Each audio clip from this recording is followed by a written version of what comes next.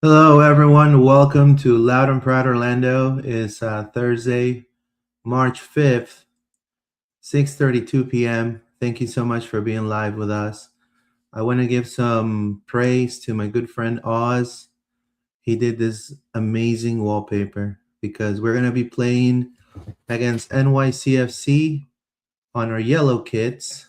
So, welcome back, everybody. We're not talking just about a game here. I feel like we're talking about a really big win if it happens. For weeks. Also we've been hearing about Antoine Griezmann to the 407. I don't know what's going to happen with that. We'll touch on that later. But we also have a guest, which we're going to be talking about all NYCFC today as well. Davi from Davi from Blue Boroughs is in the house today. So I'm here with David, and we're going to be discussing today this topics right here. I don't know why it's not coming up, but we're going to be discussing the upcoming game against NYCFC. We're going to be discussing Antoine Griezmann, and we're also going to be talking about OCB. The Leagues Cup was announced and the matchup, so we'll discuss all in that mode today here at Loud and Proud Orlando. I'm here with David. David, what's up, my friend? Good to see you again. Hey, how's it going, everybody? Good to see you, Luis. Really hoping we pick up 3 points this weekend because if we don't, I'm not sure where all of us will be. We're already kind of down as it is. So, going on our first away game, maybe this gives us an opportunity to flip the script a little bit and come out a little bit more attacking and heavy-handed. But I guess we'll see what happens this weekend. 100%. It is a massive game that we need to definitely win. We've been the road warriors in the past. And as I said, we're going to be first discussing latest on Griezmann. Is he coming? Practice today, the OCSC practice today. We have words from Oscar and Iván Angulo that we're going to be talking about that. As I mentioned already, the Leagues Cup. Who's excited? Yay. Orlando City versus NYCFC with Davi from the Blue Boroughs. He'll be here today in about 30 minutes. And then we're going to be talking about OCB. Now, what I've heard so far, and I don't know if you can confirm, David, it's that Antoine Griezmann, it's really eager to come. I mean, he was for most part. Unfortunately, now because of injuries and because of the role that Simeone has given him, Atletico just defeated Barcelona in a really, really good game. I must say, it was a really good game. I mean, Barca was this close to taking the penalties, and they just didn't because Atletico played more defense and they had more stamina. If Barcelona would have had a couple of more players in attack that were ready to go, they would have probably taken that to the penalties, and we'll be talking about an Antoine Griezmann coming to Orlando. But at this point, I think him and Simeone had a talk, and he just pretty much decided to just tell Orlando to wait till the summer. Orlando really put the big bag, according to my sources, is they put, I mean, we're talking about Orlando talked to the league to offer a very similar deal like David Beckham at some point with the ownership and things like that. Throw in also over 50 million bucks, I believe, 15 to 20 million. That's what it was rumored. But what have you heard, David? Yeah, so this has been a lot of like he's in, he's out, he's in, he's out, especially the last couple of days. And especially after the Copa del Rey. After the Copa del Rey, the reports were he's sticking around. There's no way he's going. He's going to win a trophy with them. Obviously, they're destined for a final. That final is in April for those that don't follow the Copa del Rey at all. And a very winnable matchup at that. And then also what's really funny for him is he'll be playing another club that he played for in Real Sociedad, which is kind of small world type stuff there. What's really interesting about all this, though, is that there was a report that came out that apparently last November, we had started talking to him and trying to see where he was at. And we basically had almost a verbal agreement with him to come because at that point, he was really only getting sub appearances. He wasn't getting a lot of time. We were looking ahead and all that kind of stuff. And then obviously with the way things have changed, his idea has kind of changed, and Simeone has really kind of convinced him to say, hey, you're a part of this. And with the Copa del Rey coming up, they've got Champions League against a very beatable Tottenham Hotspur. That's their next opponent in Champions League. They want him for the competitions because that's really where they play him at this point. So it'll be really interesting to see kind of what that looks like going forward. Based on what I have heard and kind of had talked to some people about, we were very dead set, and these reports were correct. We were very dead set on wanting him to come this window. So we had really put the pressure on him and said, we want you this window. We want you by the end of March when our window closes. We could really use you now. So a lot of people thought, okay, if we weren't going to do that, we're just going to forget about him. I think there's been a change of heart. And I don't know this for sure. I'm still trying to reach out to a couple people and find out, but it looks like we've had a change of heart and we're considering still bringing him in the summer, as long as there's some kind of contingency that if he gets injured or if something happens and we need to drop out of the deal, we can drop out of the deal. So that, I think, is where it's headed right now. There is some misreporting out in Spain that says like they're going to lock him up for so he's going to retire there and all that kind of stuff. Based on people I've talked to on that side, I have not heard that at all. That I think is just a pipe dream for a lot of it. Also, no offense to the Atleti fans, but you guys can't start, propping him up when you guys haven't used him for most of the season. Like, now if you read online, all these Atleti fans are like, he's the greatest thing ever. We need him to stay here and he needs to do this and he needs to do that. He hasn't contributed all that much for Atleti this entire season. So I understand they want to keep him, and that's fine, but you can't give him a false sense of importance when he really hasn't been involved in too much of this competition. So what I think is going to happen, and what we're sort of barreling towards at this point, is that Atleti and Griezmann are still interested to come in the summer. The problem is, are we still interested to bring him in the summer? And by we, I mean, obviously, the Orlando City front office, and more specifically, Ricardo Moreira. If it was me, I would say, yes, let's go ahead and sign him up now, come up with some kind of agreement with Atletico now to say, okay, we'll take him in the summer, we'll do this, we'll do that. We work out all the details with Griezmann, and then have things in his contract that in case he gets hurt or whatever that is, that he has an opportunity. I understand he wants to win a trophy with the club that he spent a lot of time with in Spain. I get that connection. I understand that. But we also have to look out for ourselves.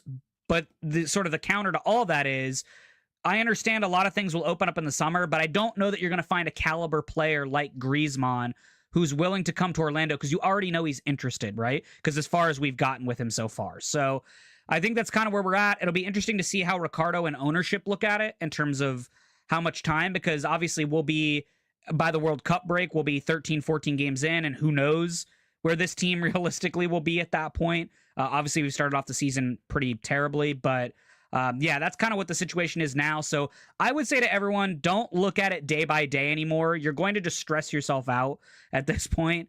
Wait for sort of another big news drop that should happen after this weekend. Because remember, the initial report was that this weekend was going to be his final game. So if you start to see reports coming out this weekend, we all might get a better understanding of sort of where he's at and where he's going to be. Now, be honest with you, you cannot trust what Spanish media sometimes says. I'll be honest with you. I have two cousins that live in Spain. If they're watching, hello. One in Madrid and one in Barcelona for many years. And I can definitely tell you there's a lot of misinformation. There's a lot of lack of knowledge on how the league works. So, yes, I can concur what David said. I mean, I think it's hard to bring a player of that caliber to a market like Orlando. And the reason why is because we're known for, we haven't really won absolutely anything. I mean, if you think about it, we really haven't. The only thing we can do realistically is to throw the bag. And we threw the bag. It was a huge opportunity for him. He's decided to wait it out, which he's all in his right. And so now, again, you can see it two ways. Either a window of opportunities to sign better name recognizable names than Griezmann are coming after the World Cup, or we're putting all our eggs in Griezmann. Those are the two ways this could go. I think knowing Orlando, I think they've already seasoned the ear. They've already talked to him. They already talked to his entourage. So they already have a thing going, and I think they're going to keep developing on that towards the summer to kind of do what David said, try to make him sign something so he can come in the summer easily. I really don't know what's going to happen again in the summer. All I can tell you is the way the team looks right now, if you're a top athlete and you want to see, where am I going? What's Orlando City? And you see the Colorado preseason game, you see the Red Bulls game, you see the Miami game, you're going to be like, okay, I got to really do all that job. Like, what about Son? Well, Son's in LA, man. But what about Messi? Well, Messi's already with two other guys that they do this, this trio. Oh, so that means I have to like start from scratch in Orlando. Some players don't have the balls to take onto a project like Orlando City, in which he's going to be pretty much the sole face. He's going to really take the sole face. So personally, I think we should respect what he wants. I mean, clearly this picture was epic because Barca took a picture of him on the floor crying, I believe. So he took it back after he eliminated them. And we'll see what happens. I just think that, right now, Orlando needs to concentrate not so much on Griezmann, needs to concentrate on winning. And because the next few games, again, as I already said, we're going to be, we could be 0-3, 0-4, and then how is that going to attract a name recognizable player unless it's money? I mean, unless money. And Luis, I'll say this: it's not like there's an understanding out there that basically people are like, oh, our losses must be turning him off. It's not helping. That's obviously clear, right? But the difference with all of this is, from what I understand, even back in November when they originally started talking to Griezmann, they explained to him that there were more changes to come. Like that's I've heard that from sources on both sides. More changes were to come. And so it's not like Griezmann doesn't know the project that we're trying to build here. And I also would say, and this is just my thought, okay? This is not anything I've heard or anything like that. But I would even imagine, or wouldn't be surprised, if Ricardo went into those meetings with Griezmann and his camp and said, hey, listen, I don't know if the manager will be the same. I know for sure the players won't be the same. I know for sure some other people, some other organizational stuff will be different. Well, why don't you help us come build that? Why don't you tell us what we need to do, but in concert with me to figure that out? For a player like Griezmann, I can definitely understand how that's attractive to him because he was that type of leader in previous clubs, in Sociedad, and even Atleti, before Lookman, before all these guys that they got. So I could understand why it was attractive to him, right?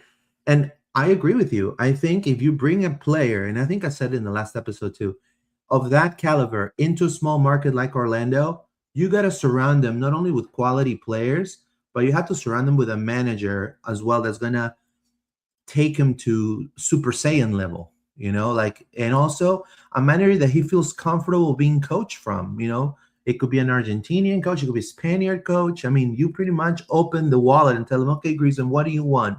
We need to win a championship here. I think other markets. Well, championships. I would say multiple championships. Yeah. I remember when talking about NYCFC, they had David Villa, they have Mazis Karud, right? They had all the players too. They have Frankie Lampard, So like you build around those players, you make them win. And that's what you do. Let's read some comments real quick, and then we're going to be discussing the practice today, the words from Oscar and Iván, the Leagues Cup, and then we'll bring on Davi to talk about NYCFC. Sitch, who's the most of the coach? What's your favorite? Well, my favorite right now, I'll be honest with you, favorite coach ever. I mean, I would love for the special one to come to Orlando, bro. You know, I would love, especially those press conferences. He'll give the best press conferences. And so, what is your favorite kind of players and new players? I would love to have Neymar on one wing, with a TAM deal. Uh, I'm just kidding. I had Romelu Lukaku as my number 9. The Griezmann wants quality of life in a familiar kind of South American environment. Says, yeah, I agree I with think you you. have There. both here. Yeah. Yeah, you get that 100%. Papi out. Cannon. How many Orlando City Invitational has Atletico won? Exactly 0. There you go. Thank you. Thank you. Wars 801. Good evening, guys. A little late, but happy to be here. Thank you. Gabriel Jesus has done any more backup plan to Griezmann? No, man, you cannot compare both. I think Griezmann is 30 times better than Gabriel Jesus. That's just my opinion. I also think Griezmann is better than Richarlison, so I will bring Griezmann over. Yeah, I think the only benefit you get out of Richarlison, and I was talking to some people about this earlier today, is that Richarlison's younger, so you potentially have him longer with all that. But Griezmann's an overall better player. And if you get 3 years out of him, you'd take that. Basically, Keith says, "What's up, guys? Sorry I'm late to the party, tuning in from work. The Griezmann situation certainly has some new factors for sure. Who cares about Copa del Rey? I agree with you, sir. I never cared about that. Him alone isn't going to fix our team. We need to build around him. Let's be honest, doing the most with least spending. It's cutting. I agree with you, Mr. DJ. Ruben Perez Pareja. We need fresh ideas. Angulo is painful to watch. Now he will be starting. I just don't think he's a good winger. Well, Ruben, if it wasn't for Angulo, bro, the first half would have not occurred. I mean, no one was really connecting there. I mean, we could agree to disagree. It says, if we have that money to spend, why can't we spend it on better DPs? Let's get honest here. Ojeda is good, but not DP good. Regardless, I'm wearing his 10. Well, I mean, I think Ojeda is a good player. I mean, I don't know. I think last season contradicts that a little bit. 100%. So I'm not sure. We'll Death see how he does Walker. this year. Death Walker says, Fudge, New York. We need a way out of this hole we're in. Keep it up. All the hard work. We appreciate it. Thank you, sir. We always seem to be better away the last few years. Yeah, I know, right? So with that being said, thank you so much for your support. We're going to be discussing and we're going to be talking about now some of the, I don't know why that came up there. I know Inter Miami went to talk to the president. It's insane. But we have words from Iván Angulo and Oscar Pareja. Let's watch. Of those first 2 games to start the season, and we know that we just have to continue working in the way that we have been. But we're definitely sad about how the last game went. Obviously, we had the game in our hands, and for it to escape us in that way against a big rival, it hurt. But we've been working really hard this week. We've been pushing even harder and working on correcting those errors, those details that are still escaping us at this point in the season, and we just keep pushing to try and get that first win, which we hope will be this weekend. We know that the field up there is always No, I'm just saying, look, I don't know, what do you think? They keep talking about the pitch, man. I mean, this has been for how long? But it has been in the club for 6 years. Like, we know this is going to be it, we can't. I wouldn't put, I mean, it's not an easy pitch to play on. They're not wrong, and it's hard to simulate. But yeah, I mean, that question gets old, like especially over the years. It's like, especially with Oscar Pareja being around as long as he has. Even Angulo, he's been here for a while now, so it's like, do we need to keep talking about the pitch? Plus, they're gonna be hitting a new stadium, so really complicated to play on, right? It's difficult. It always feels strange when we're up there playing on that field, but we've worked well during the week with the coaching staff. We've narrowed down our training field. Well, they narrowed down the training field. There you go. The size and the feel of how it's going to be on Saturday, and we know that it's a really small field, and the game is probably going to be very centralized throughout the entire thing, and we've been working on that throughout the week to make sure that we're prepared and face it in the best manner. Well, first, there you go. I love the introduction here. It was longer, but I took the best part. Are you ready? that we can bounce back in terms of results. There you go. We can bounce back. We can bounce back, guys. We can bounce back.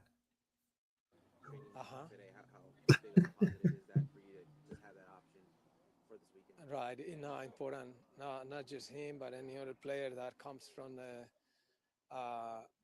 So here he's saying that Adrian Marin is coming back. So Adrian Marin is back. He's probably going to start. I do want to just give you guys a breaking news. Adrian Marin more than likely will start against NYCFC. I don't know how good that's going to be, being that the pitch is so small. I mean, what are your thoughts? Adrian Marin starting. I think you need to give Reed Brown another opportunity to start and see what he has. I agree. You know what you have in Adrian Marine, right? He's okay at best, right? So I think you need to let the young kid be in a match that's not as high stake.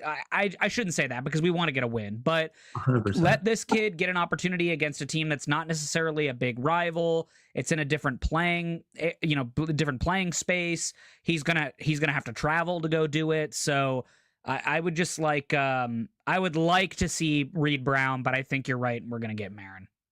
Yeah. So for what I've been told is 9 out of 10 they've been training with Marin. But I will say, I know Marin is still not feeling great. Like he's up to the speed where he can play, but he's still feeling pain. And from what I understand, he doesn't want to play through the pain if he can avoid it. I would personally, like you said, bet on Tahir Reed Brown, make him get used to be a starter.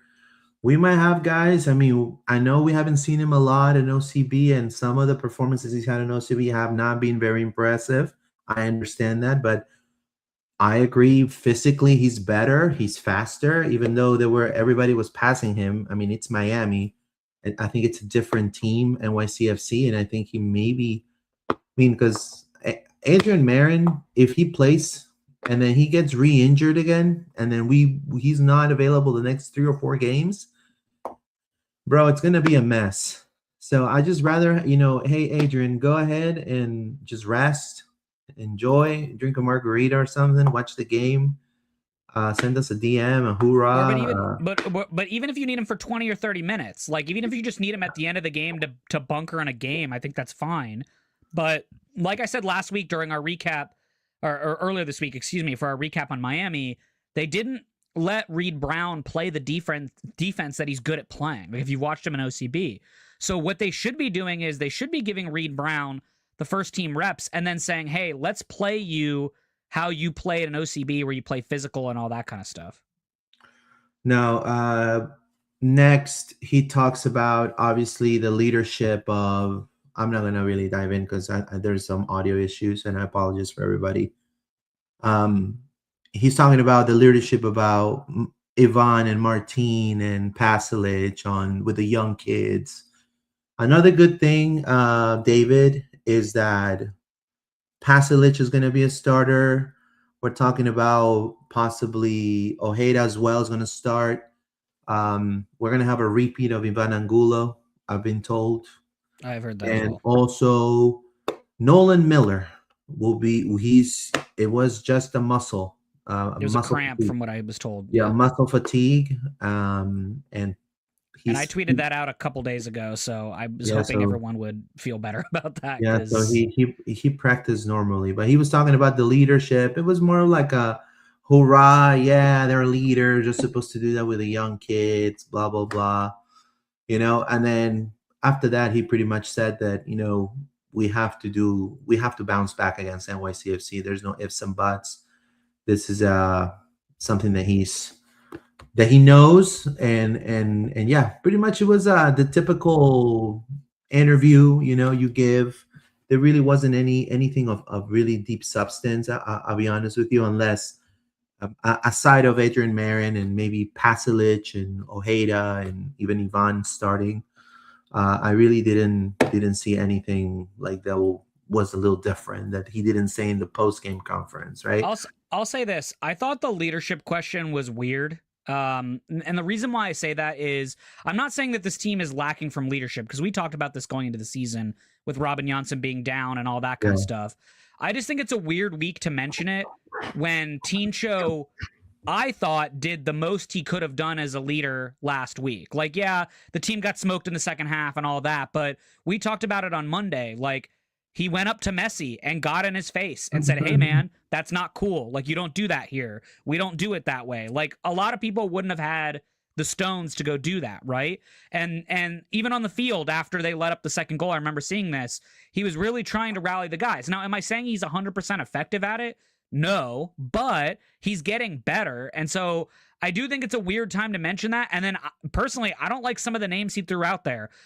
Iván Angulo as a leader is, no offense, but shouldn't be somebody who's looked to on this team. If anything, he's just got longevity, and I get that, but I don't want him leading necessarily the boys in the clubhouse. Like, I'm okay with Ojeda doing it. I'm okay with Marco Paslic doing it. I think Brekalo still needs to step up. I still need to see more from him.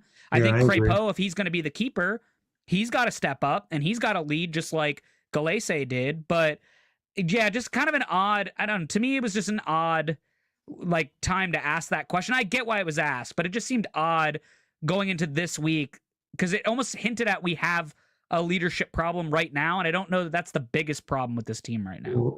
Well, I mean, I think because of the longevity, I think maybe that's why he means Angulo is some sort of a leader. I agree with you. I honestly think aside of what Martin showed last week, I think he's winning the race right now, but it's not also like he's shown it a bunch of times, right?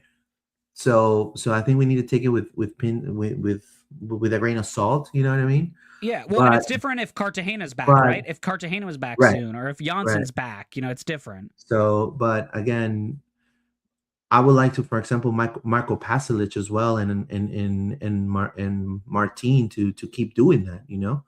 I don't think we're gonna get the same with Angulo every time. It's hard to say, but I know a leader when I see one. I work in human resources as well as my second career, and I could tell you, Nolan Miller, bro, he has that edge, bro.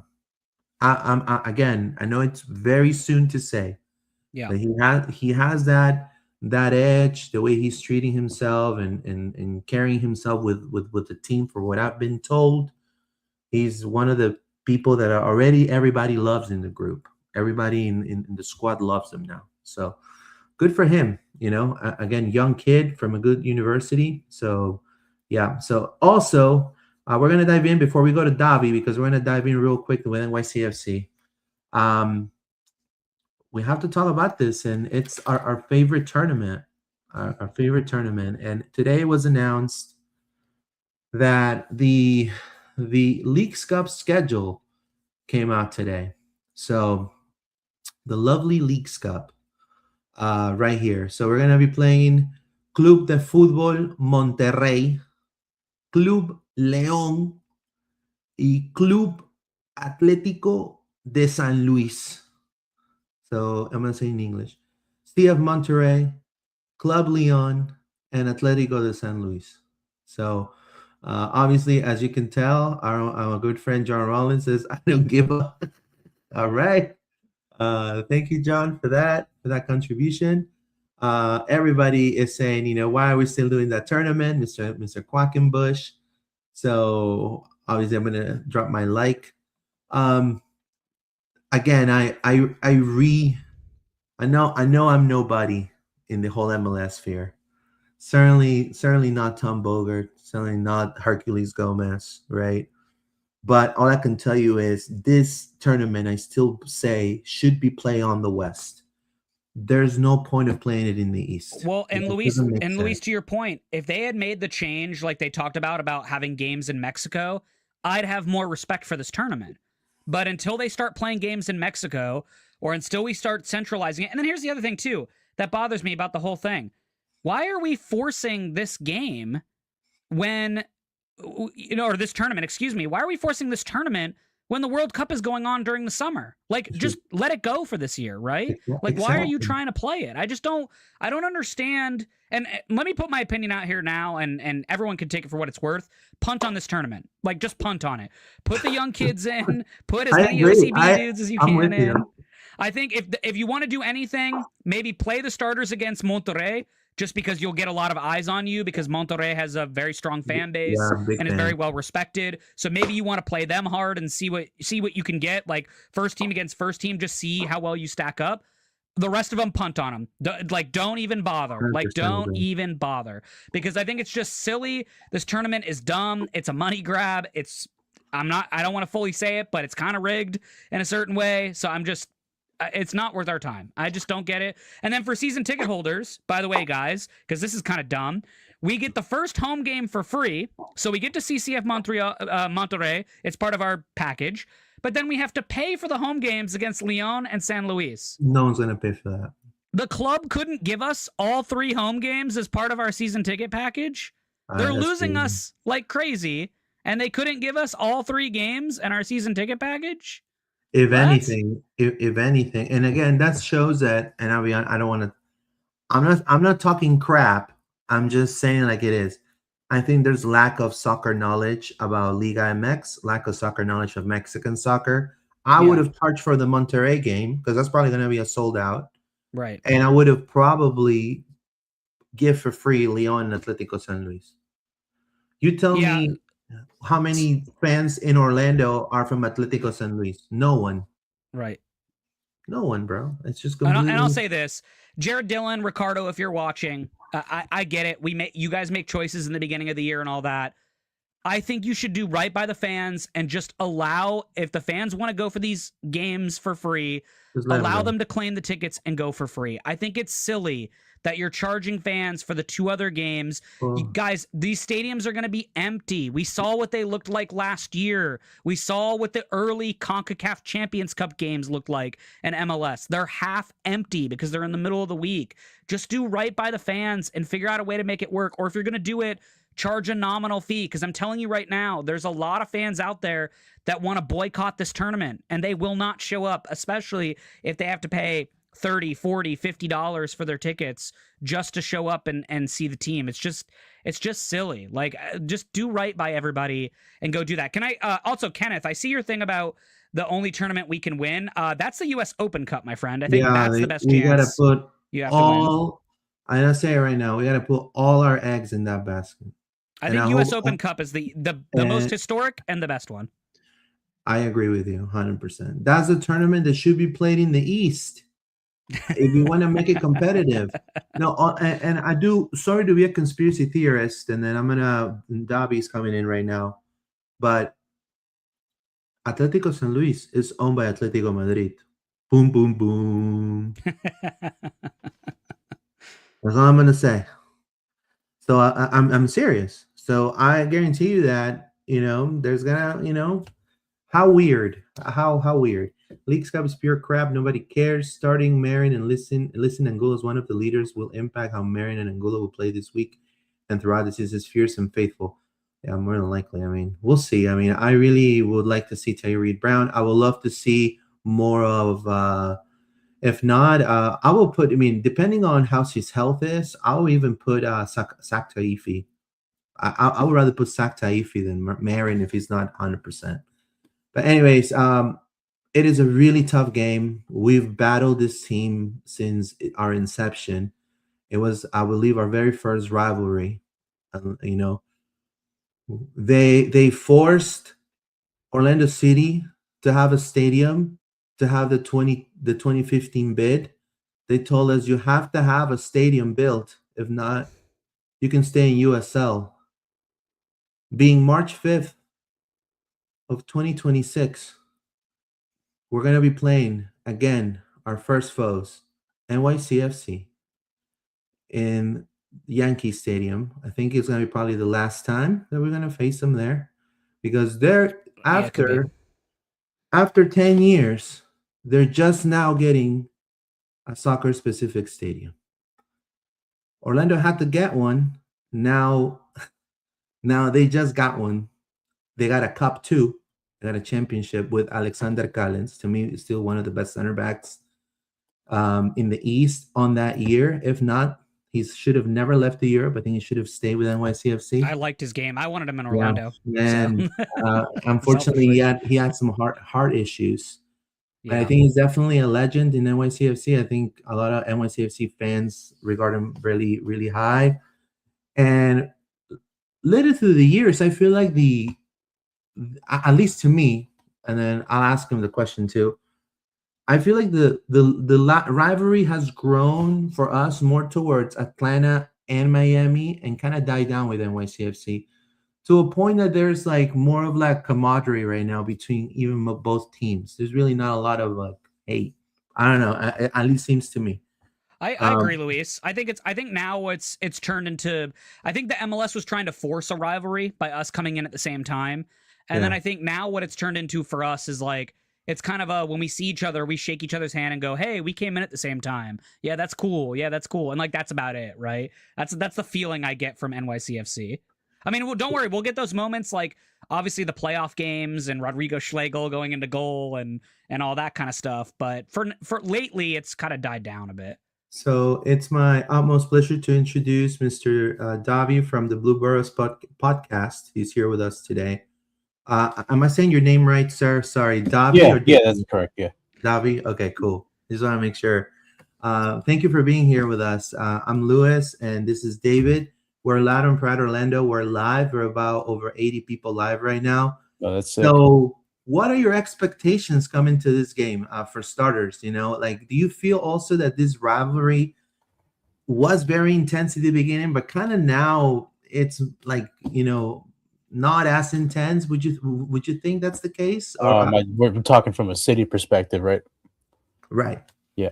Well, I'd say the first few years, it's kind of the team that we came into the league with. Obviously, our very first matchup. For a while, we couldn't beat you guys for that, like the start of the matchup with the first couple years, and then we came down there and we were the first team to win in your stadium. So that always felt nice to to kind of go down there and collect the first win for the road teams down there. Especially with some of the chance that you guys had towards us, especially those first few years where we brand new team, kind of a collaboration between City and the Yankees, Manchester City, and it's been tough up here for the stadium search, and it finally ended after winning a championship, but it's not for a lack of trying. It's pretty hard to find a space that can hold a stadium, especially for about 25,000 people. So it wasn't for a lack of trying. And ultimately, we came in when the rules were not set in stone. The rules were a bit altered at the time. And they're just like, if you have the money, then you can come in and join the league. And obviously with CFG and the New York Yankees, obviously two of the most richest Definitely. sports franchises in the world, across multiple sports, 100 million, which is basically nothing to get into MLS nowadays, considering that it's now probably 5.5 times the amount of money for a new team to come in. And so it's been tough to to beat you guys for the first few years, but I to be honest, we just don't care about Orlando. Just to not to say it as like a negative thing or as a thing to just be like, oh, like this team doesn't exist. It's just you guys are just another opponent on the schedule. That's the way we see it. And ultimately, we have obviously our main rival, the New York Red Bulls, that play in Jersey, and that's why the stadium took so long, because we didn't want to go over to Jersey and play over there. So, and then of course Philly in the playoffs, and the amount of times that we faced them in the playoffs, and just that whole that whole ordeal in 2021 where their team got COVID and we essentially beat up on a team that had mainly backups on the bench and a bunch of kids on the bench and a couple of their starters. That really ignited the rivalry. So it's more of a rivalry with Philly and Red Bull than anybody else for us. Now, Alonso Martinez, is he out? Yeah, he's out. We don't know if he's going to come back for the season. He tore his ACL on a pitch that wasn't FIFA approved in November before the playoffs. So it's an unfortunate situation, and we still haven't replaced him. However, Pascal did have a lengthy talk with the front office, and obviously they're still looking for a striker. But if they can get him this window, then they'll absolutely do it. But I mean, they're more than happy to wait. I know that you had a 17-year-old that's very, very good, Seymour Reed. Do you feel like he's gonna have some minutes against Orlando? Yeah, I'd say so. I think he comes off the bench. I'd say give him a good 20 to 30 minutes, see where he's at. I mean, he played about 25 minutes against Philadelphia. Had a couple opportunities. One that he really should have finished where he was running through on goal, had the whole Philly half of the field wide open, where he was bearing down on goal. And trust me, I've been in that situation before as I played myself, and that sometimes time in that situation where you're just running down on goal, thinking about it can all just do you in on the mental side. And sooner rather than later, oh shit, here comes the opportunity. I have to release the ball. And oftentimes if you think about it too much, you end up putting it right at the goalkeeper. I'll go with one more, and then I'll pass the ball to David to ask a couple questions. I wanted to ask you, what is it about the pitch? Because the last two matchups were 2-1 and 1-2 wins for NYCFC. Is that down to tactical superiority, you feel, or maybe just Orlando freezes up in that small Yankee Stadium pitch? It's not just Orlando. It's one of the toughest pitches to play in the MLS. Yeah. What is it about it? It's just, I think the size and the how compact everything is, and the counterattacks can hit a lot quicker. If you don't play your pass correctly, or you you give the ball away in a bad area, you can essentially get countered within a blink of an eye. And because the field's a lot smaller, the goal's a lot, like the counter can go a lot quicker because there's not much length to cover. As well as we just got used to it. We've been playing here for 12 years now, and this is the final full season that we're going to have the baseball stadiums as our home venue, as Etihad Park is getting ready to go for the European calendar. So, yeah, I just think that we just have the best advantage in the league when it comes to the home pitch. David, you want to go ahead? Yeah. So first of all, thanks for joining us. I appreciate it. So I know you guys have one win, one draw. How's the season started so far for you guys? How do you feel about the season? Coming off that high against Philly, for now, I'm feeling great, man. It's we went down in LA pretty quickly within about 80 seconds into the season, and I'm just like, oh, here we go. Like, this is going to be a long year, and it was frustrating. We didn't get a striker. Obviously, Musa Silla, that deal. He ended up failing a medical, and that's why NYCFC wanted to back out of that. Something went wrong with his knee, and he's barely even played for Schalke ever since the whole ordeal happened. So it's been frustrating. We haven't signed a striker just yet. We don't know if it's going to happen this window or in the summer, but they're more than happy to wait. But I think whenever you beat a rival on the road in their stadium, coming off that soft as shit penalty call where it was absolutely terrible, and just the reffing and league ride in week 2 was just terrible, and it's only week 2, so it's only going to get worse from here. And then getting the late winner pretty late on with 1 minute left in stoppage time, taking advantage of Philly being a man down, just to beat your rival at the last second is incredible. So I think the way we regrouped in LA was pretty good, and a gritty win. We took in a lot of pressure, and we created a lot more opportunities in the attacking third and put a lot more shots on frame in the last game. I think we feel really good, and for the first time since 2018, we're actually going to be going into a home opener with a winning record. So we're no longer in the hunt for that first win come our home opener. So I think the expectation for us is to stack them. We have four straight home games in the next few weeks, and we expect to win at least 2 or 3 of those 4 home games. Awesome. Yeah, so what's a for our fans out here, what's a name or two that you would say to Orlando City fans that you should kind of watch out for going into the game on Saturday? Nico Fernandez Mercado, 100% has to be him. Number 7, the DP. We brought him in last year from Elche, newly promoted side to La Liga at the time, and to bring him in for a club record transfer fee and to give him a DP spot, take him away from playing in the top flight in Spanish football is a big deal.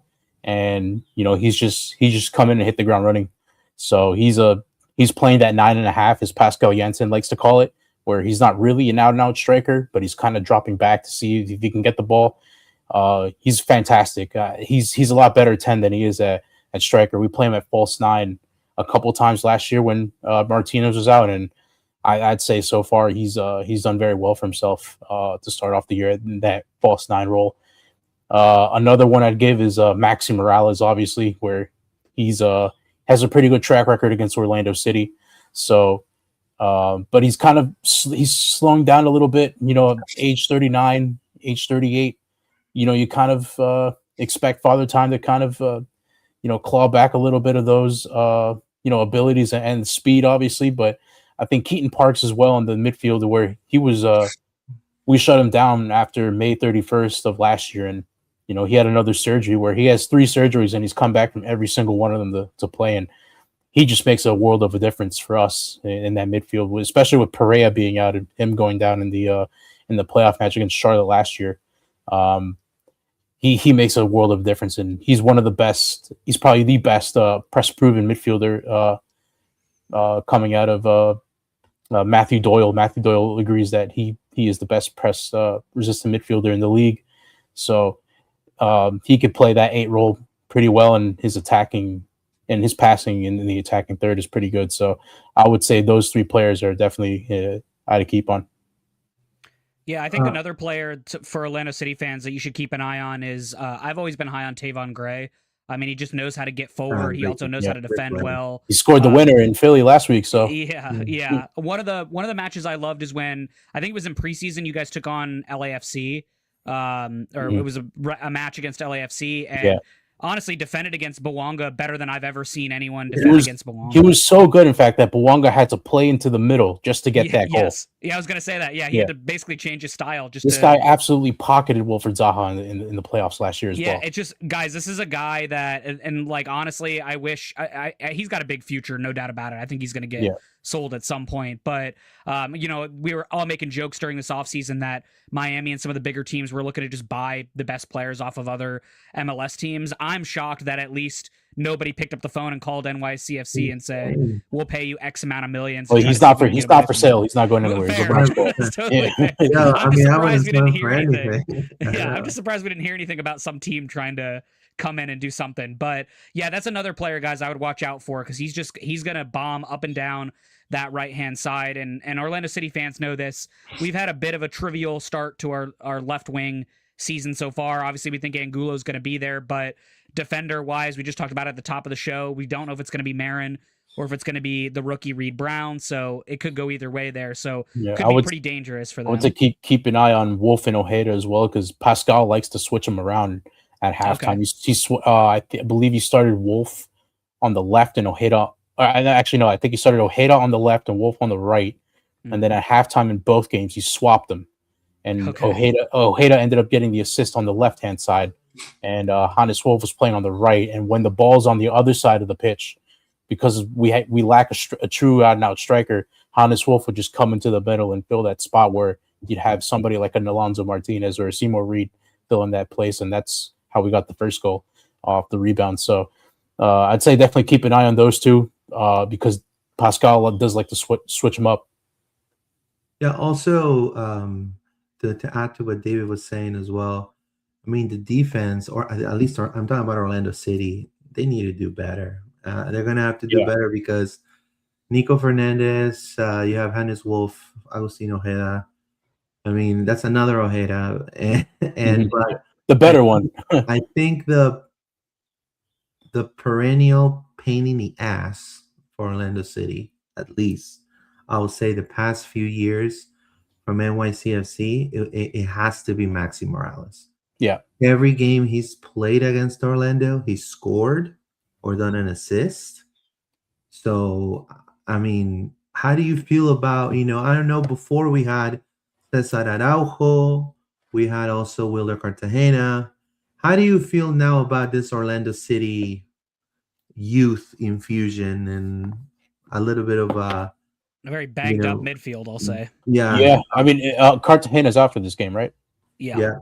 Okay. Yeah. And then I know that Gusky got the unfortunate double yellow against Miami. Yeah. So that's going to be. I mean, me and my it's going to be Atuesta. Atuesta. Yeah, he's a good midfielder in his own right, especially in MLS. We've seen what he's done at LAFC. So I feel like that kind of serves a bit better for you guys. I don't know how Atuesta is now, but I know when he was at his prime, he was one of the best midfielders in the league.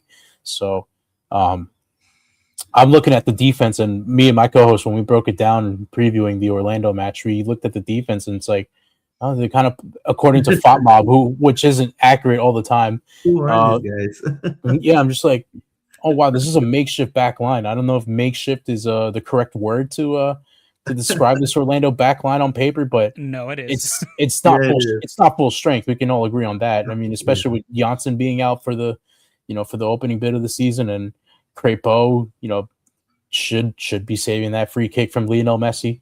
Even though, granted, it is Lionel Messi, he's the best, like, dead ball specialist and the best player, hands down. Yeah, he should. Yeah, I think I like our chances, especially on the smaller pitch where we've had great success over the years. And I'm looking at this defense. I'm just thinking if we could spring in Ojeda or Nico Fernandez and have somebody trailing as that to play that kind of 9 role in the space in the middle of the box, we could see some goals here today on Saturday. So I'm feeling very confident. I mean, coming off that win against Philly, we're just looking to stack them up now. So I feel confident going into this game. If we have to do a NYCFC lineup, what would you go for? Honestly, this Pascal likes to play a variation of the 4-3-3. It's a 4-2-3-1. But this lineup is probably it's probably the way I'd go. Yeah, so I'd go, that back line's like that. Have Parks and O'Neal right there. You just swap Nick Fernandez with Wolf, and then that's probably, if I had to put money on it right now, I think that's the lineup Pascal would use going into Saturday. Yeah. So you're talking about Freeze, which to me is going to be, the number one for the U.S. against hopefully the number one for Canada right now. So that's going to be interesting. Gray, Martins, Raul, O'Toole. Then you have O'Neal and Parks. You have Morales at the 10. You had on your left, you got Ojeda. On your right, you got Wolf. And right up top, Nico Fernandez. Yeah. And then, of course, as mentioned, Ojeda and Wolf can always swap. They're comfortable on both sides. So that's one thing Orlando used to do before with Angulo, Facundo Torres, and Ojeda. They used to switch these three all the time. Mm-hmm. I don't know what happened there, David, with that. They're not doing that no more. Yeah, I just think Poppy got a little stale with it, and I think he just liked to have Pasalic inverted like all the time instead of having, Facu switch and stuff like that. And it's not because Pasalic isn't versatile enough. I just think he likes having Pasalic in that spot where he can always just rip off the left-footed shot as he comes inside. So I think it's silly, but I don't really know what to say on the Griezmann situation, Davi? It's very from hearing it in here backstage for a little while, it's very messy. It's just to see how everything's being handled. It's like, oh, is he going to come this window or is he going to come in the summer? But when I put it, when I thought about it, and I had a group chat with some of my NYCFC friends, and I'm just like, if he's coming over in the summer and he finishes out the season with Atletico and he gets hurt at the World Cup, you're kind of fucked. Obviously you don't want your big star, big name player to come in and then, God forbid he comes to the World Cup and he gets hurt. So I don't know. It's a bit of a risk to kind of just, sign a pre-contract now and, hope he doesn't get hurt in the season or at the World Cup. But I know that Atletico hasn't really played Griezmann as much, especially because they have Sorloth and Julian Alvarez who are in their primes of their career, and they're just a lot better than what Griezmann is right now. But Griezmann was a phenomenal player in his prime, and obviously he led France to that World Cup in 2018. So I think that'll be a huge deal, especially for somebody like Orlando, who's in the same state as Inter Miami, who have the big names. They have the Messis, they have the Pauls, they have Suarez. They brought in Reguilon and and Mascherano. He's the Argentina national who in his prime, and I think that'll be huge, and that'll take the Florida Derby just that next level, that level above, where it's like Orlando's like, all right, we're not here to kind of just be that other Florida team. If you don't want to choose Miami, you can pick Orlando. It'll show Orlando like, hey, we have that pull because we're your rival, and we don't want to kind of just be here for the party. We want to compete with you for fans in the state or fans in the area. So I think that'll be huge, and I agree with I'm thinking of Will from MLS Moves, where you have to spread the wealth, you have to spread the love, and all these stars they just can't keep coming to LA or Miami. They have to go to other markets, and I think that'll be huge for the league if somebody like Griezmann can come to a team like Orlando. Yeah, I just think do you feel? What I was saying, it's hard for a market like Orlando to, unless you throw the bag. You know what I mean? Like, if you're a big name, like let's say you're Cristiano Ronaldo, unless you're really loving the magic or really loving in the theme parks, Epic Universe, then there's really no other reason. You know what I'm saying? Like, right. So I think for a market like Orlando, you got to throw the bag. I personally believe if the league like ups the threshold of how much a team can spend in signings, like kind of let's go of the restrictions a little bit more. I think it could be a little bit more parity. Yeah. And I think other smaller markets could become attractive. Now, I'm not saying that Orlando, it's like, Nebraska, or you know what I mean? Or Wyoming or Iowa, bro. Like, I'm gonna go and start and call Walter White. You know what I mean? I'm not saying that, but what I'm trying to say, it's like, obviously LA, Miami, New York, obviously it's a little different. Even if you look at other sports, you know what I mean? Like, you look at basketball, you look at football, right?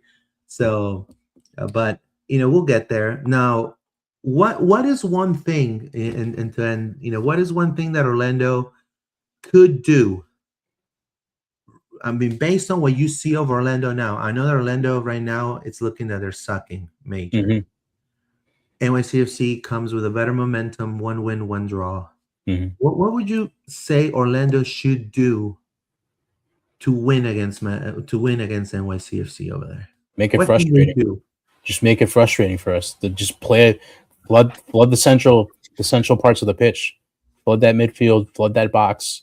We don't do well against low blocks. We're owned by CFG, so it's that typical Pep Guardiola tiki-taka football that we like to play over here.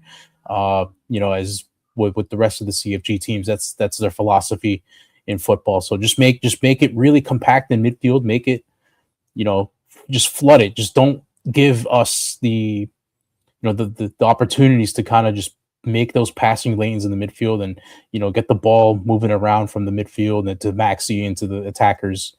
I think, as well as I forgot what I was going to say, but just essentially just flood the midfield and we're a possession based team as well. We like to dictate possession. We like to have more of the ball. Honestly, just press. Just press us, and you guys dictate it, and you guys control the possession and play the game by your terms. Because ultimately, as good as the defense for NYCFC is, as decent as they played, they can have some errors. They have errors in them. Whether it be you catch them, falling asleep on a throw or a set piece, or maybe Martins or Raul Gustavo make a bad decision in the defensive third, and the ball falls to somebody like Ojeda or Pasalic. And as previously mentioned, on the baseball field, where the distance to goal isn't as long as a regular football pitch. It's a lot quicker. The games can go faster. So I'd say try to counter and keep the apply pressure on the back line. Maybe you get a mistake. and flood the midfield. Do you think shots from distance may work for Marco Pasalic in this game? I think so. I think, yeah. I mean, the field is smaller, so I would say a few shots from long range could give Matt Freese some trouble. I mean, Matt Freese is a good shot stopper in his own right, so it will be difficult, but it's not impossible. We've conceded some long rangers. I mean, the one long shot that comes to my mind is Carbajo in the MLS Cup playoffs a few years ago with Red Bull. That was just a ball that was lumped up all the way to the defensive third, and we just kind of don't clear it as well, and the ball just falls to Carballo, and he just hits an absolute the wonder shot into the back of the net. David, anything else you want to ask Davi? No, I think this is going to be a really interesting game for Orlando because obviously, as I'm sure Davi knows, we're off to 2 losses to start the season. Last week we had Miami kind of on the ropes in the first half, and then obviously that fell apart and Messi became Messi and all that junk happened.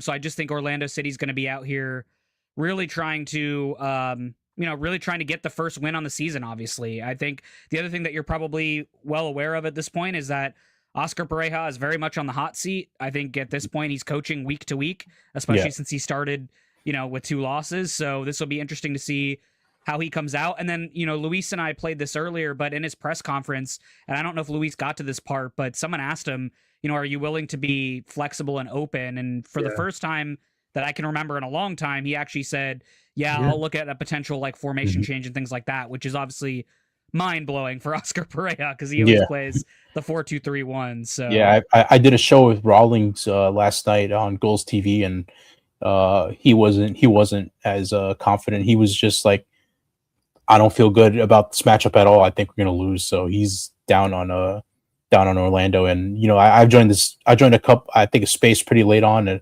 after the Miami game because I watched that one, and a lot of Orlando fans are very down and out on their team, and they want change. I mean, Pareja's a good MLS manager, but however, he's just can't get over the hump. He came close a couple years ago and ended up losing to Red Bull in the conference finals. So I know it's tough for you guys because you guys have a really good manager, and unfortunately for whatever reason he just can't get to MLS Cup. He just can't take you guys to that next level that you guys want. So I just think the pressure is more with Orlando, and I think if Orlando don't get off to a good start in this game, it could get very ugly. Despite us not having that true striker, that killer in the box like Alonso. I mean, if we're up, let's say 2-0 in 60 minutes and Seymour Reed comes on, I can see Seymour Reed getting on the score sheet. Yeah, I mean, it could definitely be. I mean, I think scoring first, at least for Orlando, right now with all the defensive woes that we have, and also bad tactics, I will say. Sometimes it's people are starting to doubt and lose a little bit of faith, like you said. Certainly, I could see Seymour come in and scoring the 3rd goal if they're already up 2-0. Yeah, closing the game. I mean, I can definitely see that, but also, I will hope, and according to my sources, this should be Orlando City's lineup against NYCFC.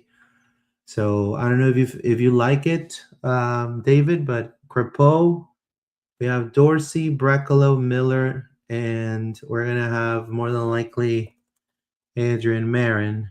Well, I put the wrong Marin. Adrian Marin, Ojeda, and Atuesta with Angulo and Pasalic on the wings. And then we have Martin Ojeda at the 10, and then Thiago as your number 9. I don't know if you feel this is going to be a good 11, David. Yeah, I mean, I'd make a few changes. I think Tari Reid-Brown should get into this game. Me too. I think it's unfair. I think it's unfair for him not to get another shot, and plus I think he gives you more because he can be physical on such a small pitch. So that could be helpful. And you want to try to stop at least one of their wingers because we know Dorsey, his strong suit is not defending. His strong suit is going forward. So you're going to need help there. I think Angulo is a foregone conclusion. So I just don't think I don't think you can do anything else with Angulo being out there. But I would personally have Thiago out left and Duncan up top. Yeah, that's what I was gonna do. I mean, that's what I would like. I mean, I would like Angulo to come in the second half. Yeah. Yeah, I could see though Angulo starting at left wing and then even changing up to Thiago starting up top. Because if you want somebody who's really going to press and have the most speed to press, it's going to be Thiago to go do that. And then the last change that I'll make is I, for one, because you guys know I've been banging this drum all off season, I would put Luis Otavio in the midfield next to Brian Ojeda. I wouldn't put Atuesta there.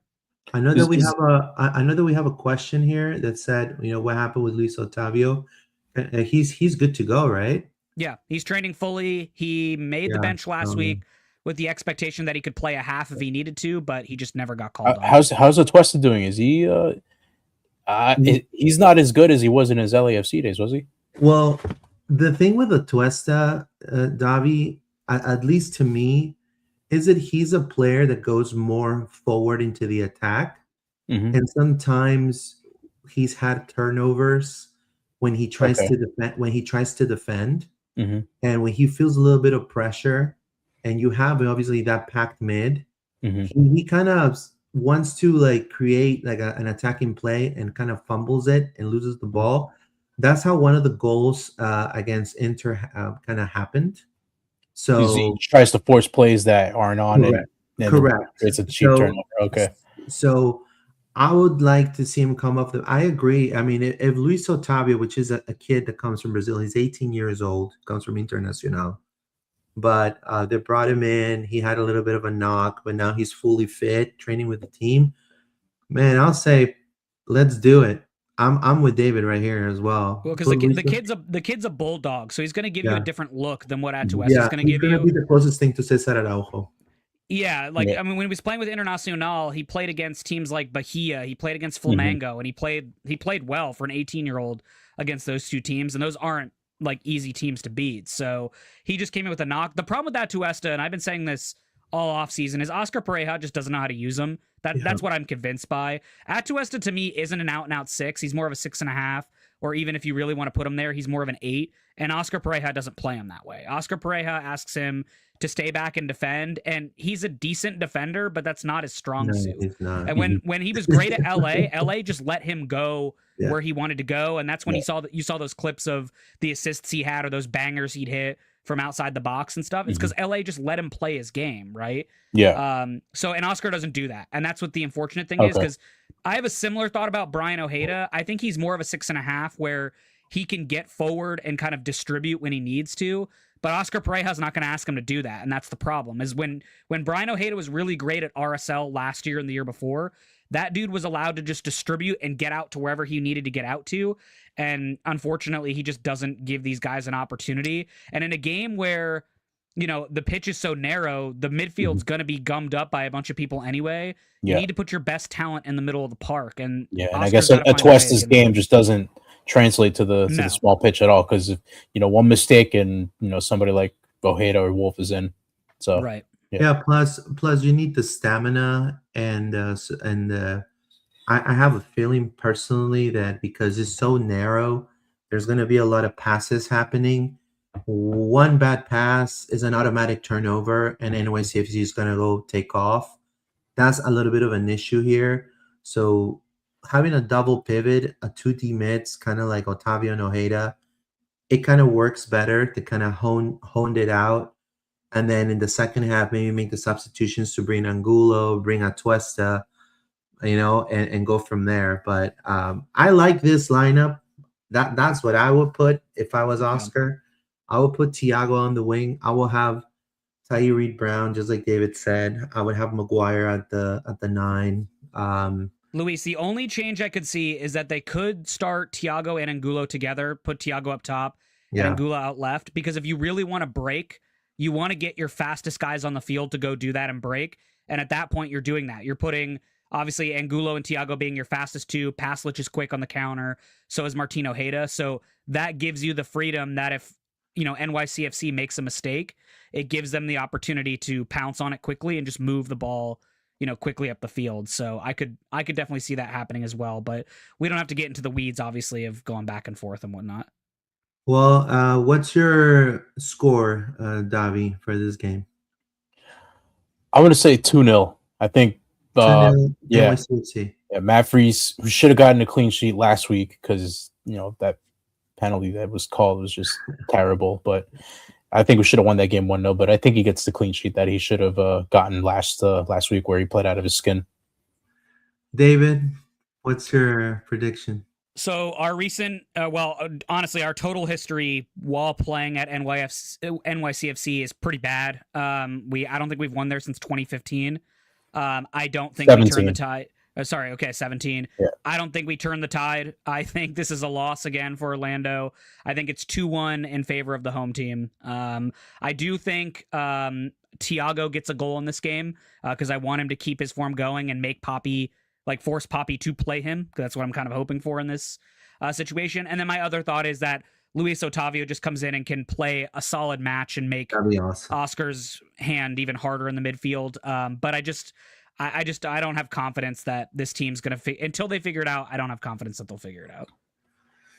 So after NYCFC, Orlando receives at home Montreal, and then they fly to Johnny Cash's lair, Nashville, and then beginning of April they play Heung-min Son and LAFC in LA. So, I mean, these 3 points are vital to say the least. I'm gonna be the positive one. So I'm gonna say a butt fumble, but a goal, one of the ugliest goals you've ever seen, of a corner kick. Of course, it's a set piece. it's gonna be falling down. It's gonna be David Brecala, and then 1-0. Then Orlando's gonna have to hold hands and contain NYCFC. Make sure they don't go through. I'm gonna be positive. But realistically, I agree. I mean, we have not had the any luck in that pitch. It's you guys are definitely hone it down. Ever since the Kyle Larin days, it just hasn't been good for you guys on that side. So we should have brought Kyle Larin, but yeah. That's another story. Well, we want to thank you, Davi, and if you want to tell us, where your podcast knows the Blue Boroughs. Yeah, Blue Boroughs on Spotify.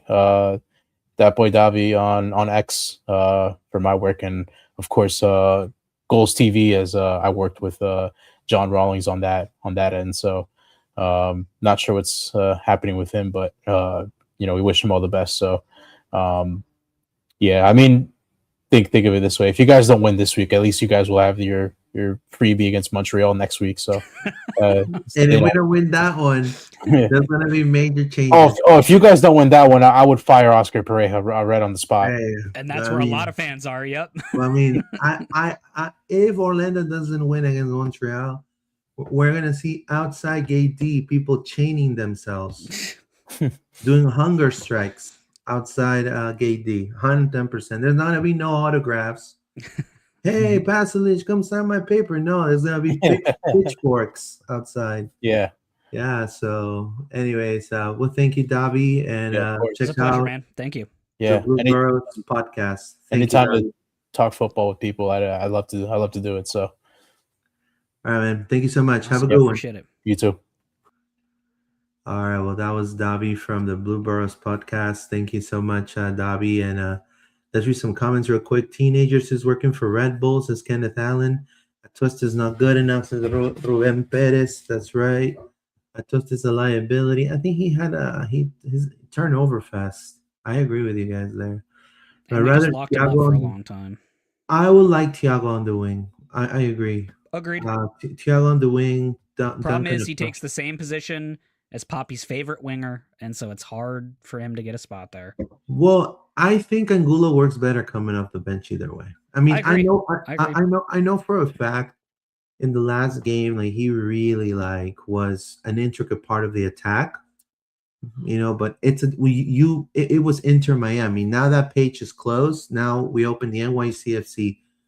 You're playing a smaller pitch. You have no time to experiment or to try new things. I think, attending the preseason friendly on both home games and seeing what I've seen is very depressing. We need to win this. Haven't had one in 13 MLS games since the last season. Vico Ramos, hello, supporting Orlando City. Greetings from Peru. Thank you. Gracias. I'm not expecting to win this game, sadly, says Kenneth Allen. Yeah, I'm with you, Kenneth. Yeah, not a lot of people are. There'll be 3 Ojedas playing.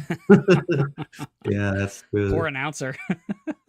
Does NYCFC want Angulo as a striker? Hey, they took. That's a question I forgot to ask him, because now Pereja is like a star there too. He's like one of their guys. They're there. He's their Kyle Smith. But anyways, let's talk real quick before we go. Let's talk about OCB. And I know that you did a really cool report on our website that OCB played against Huntsville. Mm-hmm. And if you want to tell us a little bit about that and how did it go and yeah, of course. So first things first, shout out to MLS Next Pro for not having a great production for this. I mean, the announcer had the score wrong for most of the game, which was kind of annoying. And then people kept crossing in front of the camera. So we need to clean that up a little bit. I don't know who we need to talk to, but we need to clean that up a little bit. However, going to the actual game itself, this game was chock full of first teamers who played down with OCB to start this game. So you had players like Taifi, who started at right back, Javier Otero, who started in goal, Harvey Sajarin started left wing, Justin Ellis played the 10, and then Caraballo played on the right wing. And then some folks that we talked about in the offseason, Pedro Leal made his start for OCB. That's the former U20 Flamengo player who put up a ton of goals last season with Flamengo. So he started this game. And then Issa Haruna, our other college draft pick, started in the midfield next to an academy player. This team was a little broken in defense because they had a academy player play center back and then an academy player play defensive mid, and that was Trombino and Lazarus. And then Bernardo Ryan played left back. Bernardo Ryan by trade is not a left back. He's more of a left winger.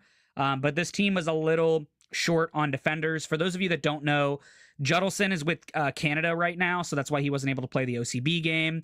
And then both Archange and Jackson Platts are both recovering from knee injuries. So they will not be available, we believe, for the first couple of weeks, but they will make their way back eventually. So this team should get stronger. The first big thing, Otero had not a great game.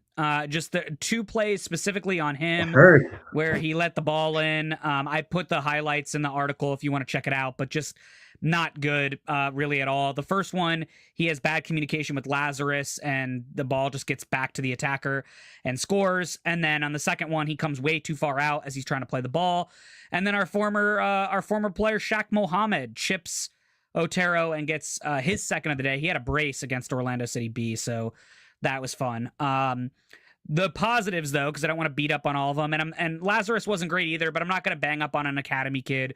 It's his first match. He's still, still trying to get into it and all that kind of stuff. He's only 17 years old, so you do what you can. But most of the first teamers were pretty dang solid, I have to say. I was really impressed by Harvey Sajarin, as you should be. When you took him at pick number 5, you hope that he's got some talent. He definitely showed it off.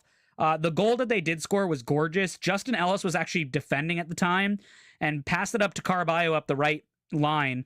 And then Caraballo made 2 guys miss and then also got the ball over to Sajarin, who then made a really nice move to deke the defender and kind of put it in the net. But they had great chemistry all game between Sajarin, Ellis, and Caraballo. They all were just playing really well, really had some great chemistry. Taifi had some great runs coming from sort of his right back spot into the midfield. He was doing a really solid job as well. So I want to give him a shout out. He continues to just kind of show his class and his talent. I'd love to see him maybe start, like I suggested last week, I'd love to see him start at left back to just see if we've got another person there that can also play that side, because we know he can play right back. There's no question about that. But the reason why I'd suggest him to play left back is that it finds a way to get Jalen Yearwood on the field. Remember our other draft pick from North Florida, Jalen Yearwood, signed with OCB for the season. I'd love to see him. He came on as a sub in this game, but I'd love to see him on from the start. I think your best defense is with Taifi and Yearwood as your fullbacks. And then obviously as Archange and Jackson Platts come back, you can then bring them in and be your center backs. And I think that makes for a much more solid defense. The last thing I'll say is that if Otero continues to kind of have games like he had against Huntsville, you have to start asking the questions and see if maybe Tristan Himes can come in and play some games. He's a really up-and-coming academy goalkeeper. He's a huge kid as well. And then don't forget as well, they signed Juan Rojas, who's a very, very big up-and-coming star. He's Venezuelan U.S. international goalkeeper. He's awesome. He's got awesome game at the goalkeeper position. So you got to start looking at that if Otero has another sort of stinker, but we'll see how that goes. They are back home again this weekend on Sunday.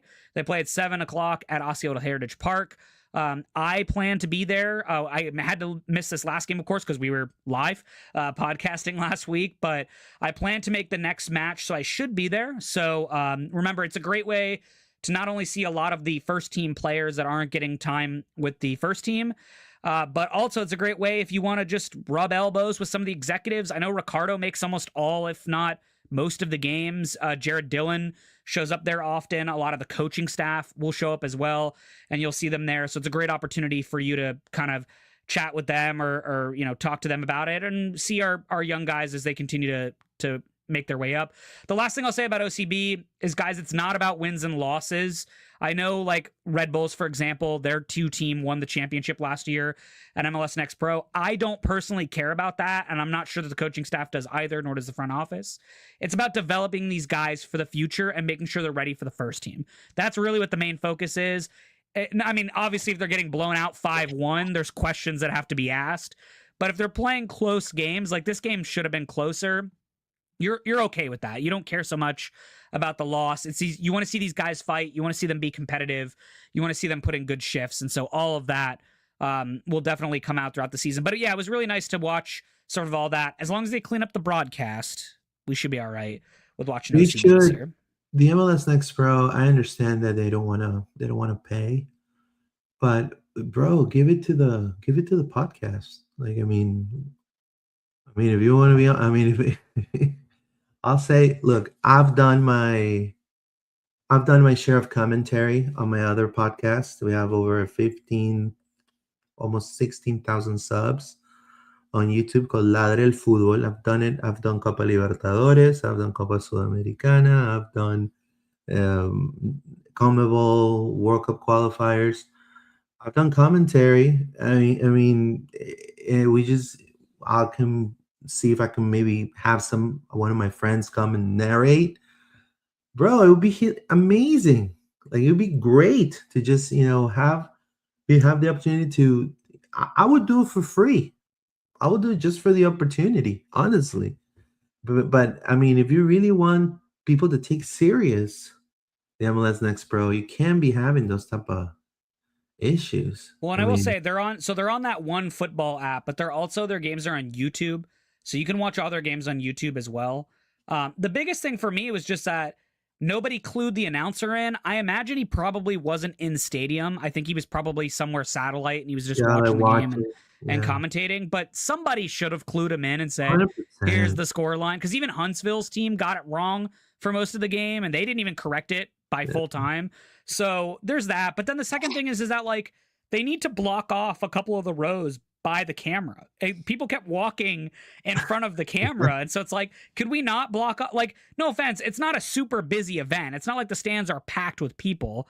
So could we not just block off the camera, section, just so that people don't get, blocked in between and all that kind of stuff? I don't know. It just seemed weird and kind of like low res. Like, step it up a little bit. Like, block off the rows if you need to block them off. Yeah, I want to let you guys know, definitely we're having a tactical preview. I'm inviting my good friend. You're going to get that coming out the day of the game. So if you want to preview before you watch the game, I'm going to have Juan Carlos from NYCFC's Fireside. He's been in our podcast before, and he's also been in my other podcast too, talking about Ecuador national team. So we're going to be talking about NYCFC. He's accredited media for NYCFC with them with Empire Sports Media over there in New York. So we're going to have him come over and talk tactics. He's more of like a tactical whiz when it comes to NYCFC. And again, we wanted to thank you for your support. We're gonna read some more comments real quick. This is here. I watch OCB. I see they have also shifted away from the purple and gold to purple and Vikings yellow. Maybe that's the jinx. I gotta say, I don't love the yellow accents. I don't think they look great on the OCB jersey, but they should have given them different kits. I mean, it's literally the same kit. It just has the yellow outline. Doesn't make any. Yeah. I don't know how the OCB process works, because I'm sure they don't want to spend a ton of time doing kits, but I don't know. It says teenagers is working for the Red Bulls. It says the twist is not good enough. Yeah, so no, that's pretty much it. I want to. Well, number one, I'm gonna. There you go. That's better. There you go. Hold on. Let me just double check. So, no. I'm not gonna tolerate people. Like, if you're coming here and you're coming to say your piece, great. But you're gonna come and insult one of our friends, and you're gonna come insult one of myself or David here, bro. I have zero tolerance for that. So I don't care about your free. And for those wondering, John just had some personal stuff he had to attend to tonight, so he wasn't able to make it.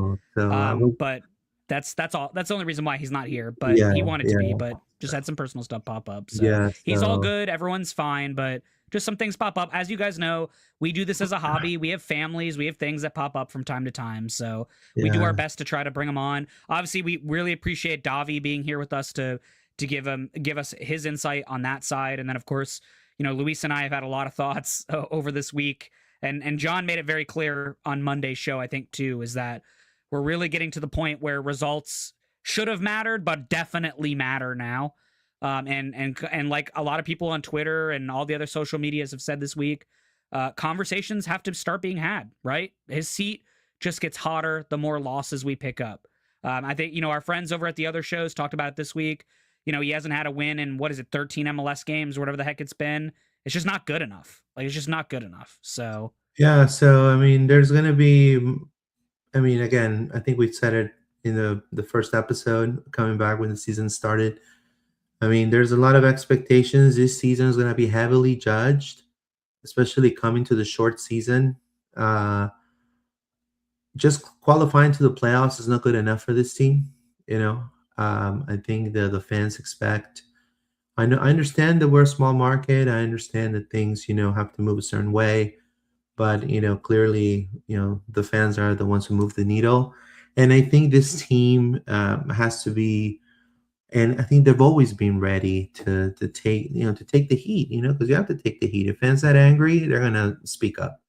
If fans are happy, they're gonna speak up. So. Fierce and Faithful says, super excited about Reed Brown. Angulo at his best on the bench maximizes his speed advantage. Yeah, I would definitely do that. Same, 100%. Yeah. So we're going to be back next week, hopefully with talking about a W. It'll be amazing. Let's hope.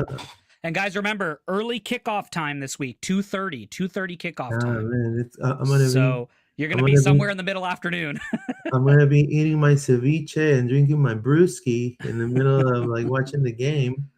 But if anything, if you're an MLS fan, this will give you more opportunity to watch the rest of the MLS slate on Saturday night, because you won't have Orlando City to watch. So if that's something you guys want to check out, that gives you an opportunity. I don't know how many people watch the rest of the league. I kind of watch it as much of the league as I can. Yeah, I do. I do from here. But yeah, so we're an early kickoff, so don't forget about it. And then our ref, we didn't talk about it, but it's Guido Gonzalez Jr. is our referee for this game. Guido. He's actually one of the more favorable referees for us, so that bodes well after the Alfaf episode last week. Yeah, we're gonna pull to the Paul and we're gonna act. Yeah, we'll see. But really, the big thing is the one thing I would say to kind of put this out there as a last idea.